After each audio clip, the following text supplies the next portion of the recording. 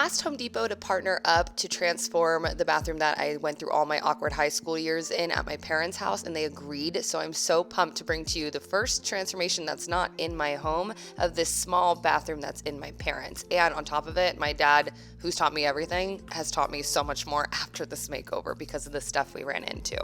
Before we dive into the issues that we ran into, you see that this is already kind of reset, like the shower is nice and smooth and done, and that's because my dad and I are very similar, where we're in the middle of 5 million projects, and this happens to be one, and I thought this was going to be a weekend makeover with paint and tiling. It did not turn into that, but the first thing that I did do was go through all of the things that were in the vanity, in the cupboards, organize them for my mom, buy different baskets, just to make it easier for her to go through when she has the time versus throwing them in a bag and making her. So that's the first tip I have for you, is if you're doing someone else's space, make sure you organize everything that you're going through in a way that makes it easy for them to deal with. When I had everything organized and in the hallway, I even labeled it just to make it extremely easy for my parents, because I hate intruding on anybody's space. Like, I don't mind making over my own house because I can deal with my own mess. I moved on to patching the holes on the drywall, and that's when my dad realized that the drywall was rotting. Hold, please. My dad let me finish up what I was doing, but when I went back home, because I don't live there, I started to receive these text messages with these pictures that made me cringe, because I did not want my dad to do a ton of work, but we just couldn't avoid it. When you're a homeowner and you're making over a room, sure, you can ignore the fact that your drywall is rotting, but you're going to have to replace that at some point. My parents decided to do that now before the makeover. That way it wasn't a wash after we did the makeover, because you're gonna have to replace the drywall. So you take everything off the wall and you just go through the whole thing again. So we kind of bit the bullet in this way, and well, I didn't, my dad definitely did, and he just powered through adding studs where there should be studs, because there wasn't one to hang this heavy mirror that I wanted to hang. He re-drywalled everything, textured it, and had it ready for me to just dive in, paint, and move forward. For the vanity, we actually did basically the floating shelf tutorial, which I linked for you guys here. For the vanity, we wanted to make it a floating vanity. And so we attached the framing to the studs, and then we built the covers not on it this time because we wanted to finish it in the garage and just make it look super clean and nice. But we're just gonna move on because I'll come back to this. I decided to paint the walls a white wool.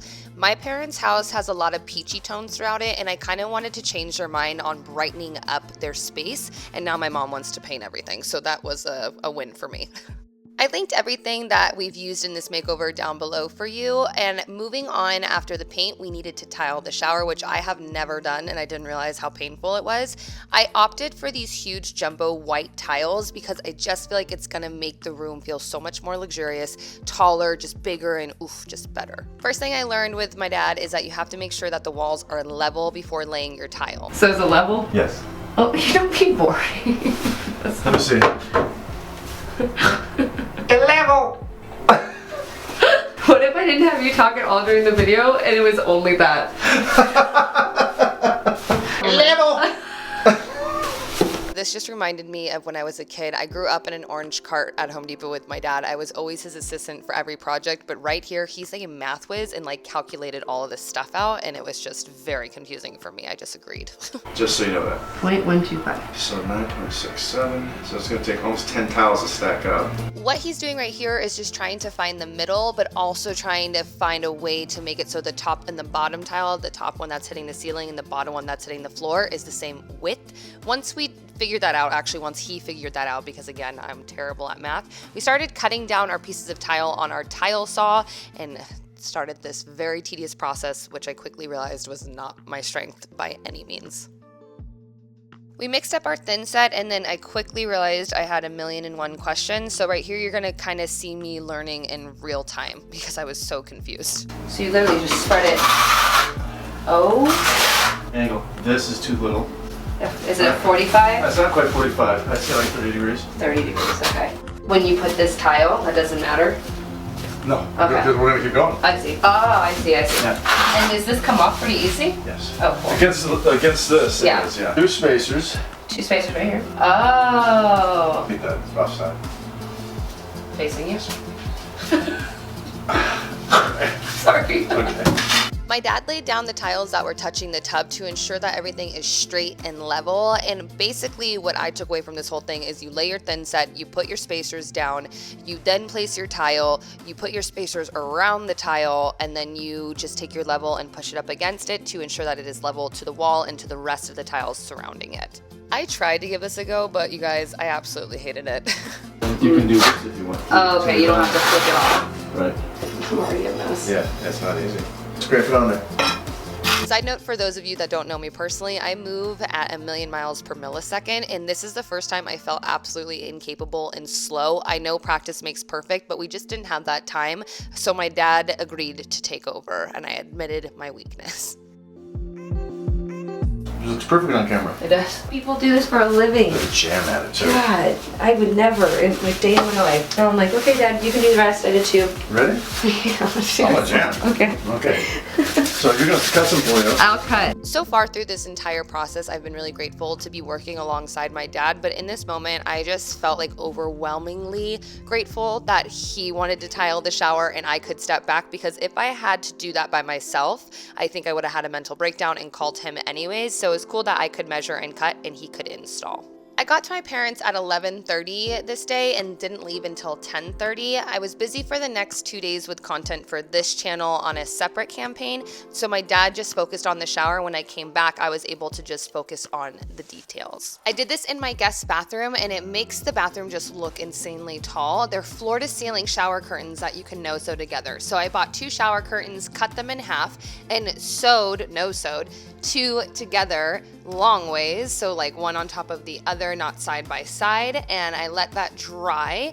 And then instead of the seam being there like that, I just made some tassels by wrapping some macrame cord around my fingers, tying it at the top, tying it around towards the top, and then cutting it to be even and placing those along the seam. I added 2 different types of rope and ribbon just to go over that entire seam so you don't see it. I would have, honestly, looking back on it, wanted to actually sew it so the curtains didn't like stick out straight so much, because I no-sewed that seam together, but I just am not talented in that area. Again, admitting my weaknesses and DIYing around them. I headed back to my parents and started to add the larger details like the lighting fixture and the mirror, but you guys wanted me to walk you through how to install a light. You want to ensure that your power is completely off so you don't get electrocuted. You need to ensure it is completely off. Then you basically attach the black wire, which is the hot wire, to the black wire on the light fixture with the little cap that they provide, the white to the white on your light fixture, and then the copper around the green bolt and attaching it to the copper of the light fixture. And then you just put it onto the bracket, which has the screws coming out, and then you twist it on and secure it, and it is good to go. After I got the light fixture up and installed, I started adding random details to the walls just for my sanity, just to see it all come together, because it's been such a blank canvas for such a long time during this process. Again, I've linked everything down below for you guys, and there is also a Home Depot blog post that goes alongside this if you want to dive in a little bit more into the details over there. I started to notice how neutral this bathroom was, so I wanted to tie in black basically throughout it to kind of ground it, in my opinion. Again, I am not an interior decorating professional, but that's just how like my eyes and my mind work when we are doing a makeover. So all the hardware you're going to see that I'm installing are this rubbed bronze black. As far as the mirror in this bathroom, I wanted to switch it up completely from what my parents typically have in their house, and I decided on this round circle that I actually have in my office. Once I hung it up, I quickly realized that we needed to reconfigure where the light fixture was, because it was not centered to the mirror and it just looked a little bit funky. We had to hang the mirror a little bit askew, which means that this light fixture has to scoot over because it's not centered, and I need it to actually scoot up and over, so I'm gonna wait to talk to my dad. But I want to keep it real with you. I want to show you the oopsies along the way, and this was definitely one of them that I didn't properly plan for. That was my bad. My dad asked me literally a million times. I was like, no, right there's perfect. Like, ugh. While I ran to Home Depot to pick up a couple more things to finish this makeover, my dad scooted over the light fixture exactly where I wanted it to. I wasn't able to film it, but I am grateful that he did it. Above the toilet, I decided to just pick up some brackets from Home Depot and hang them to do DIY shelving that I've shown you here on this channel before. I will link it for you. This automatically just adds height again to your bathroom, and you can put your necessities on these shelves versus taking up space around the sink or in the shelving that you don't want to use underneath the sink. I cover up the screws with some flat black paint, let that dry, and then decorate to my heart's content.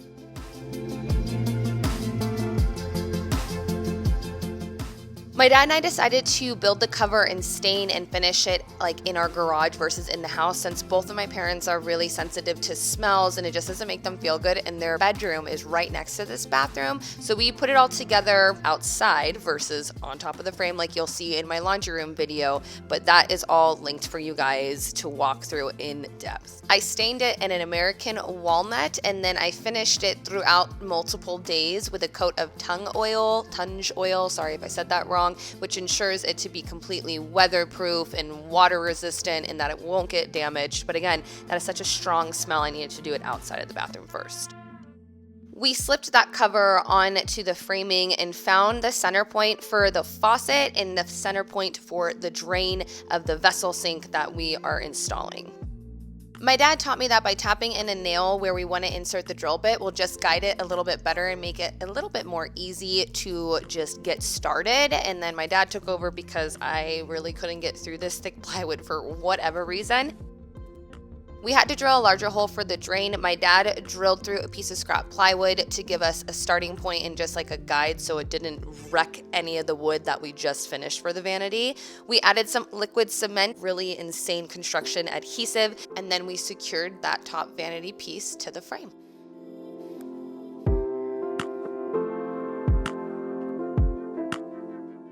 We set the vessel sink exactly where we wanted to, installed the drain, and then we did the same thing with the vessel faucet.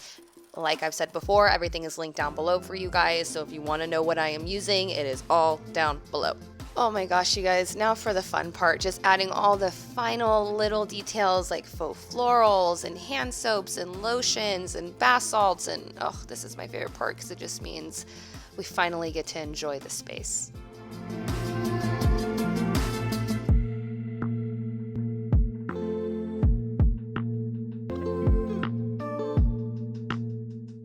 My goal with this bathroom was to make it feel larger than life and a breath of fresh air, and I feel like my dad and I executed it even though it wasn't the weekend makeover that we thought it was going to be. I hope that you guys enjoyed this bathroom makeover. I am insanely grateful to Home Depot for agreeing to partner up and give back to my parents and just give my dad and I a project to work on together, because he taught me everything that I know, and now I have this career because of him. And I don't know, it's just really fun to be able to do a transformation with him. And I just love you, Dad. I love you so much, and I love you, Home Depot, because wow, you just gave us such a moment. Thank you. Okay, I'm done being mushy, but seriously, I hope you guys enjoyed this entire roller coaster of a bathroom makeover. Be sure to comment down below what you liked, what you didn't, what you would do differently, what DIYs would you implement, how would you decorate. Remember, sharing is caring, and you're bound to inspire one of the people reading the comments down below. I will catch you next Wednesday for another DIY.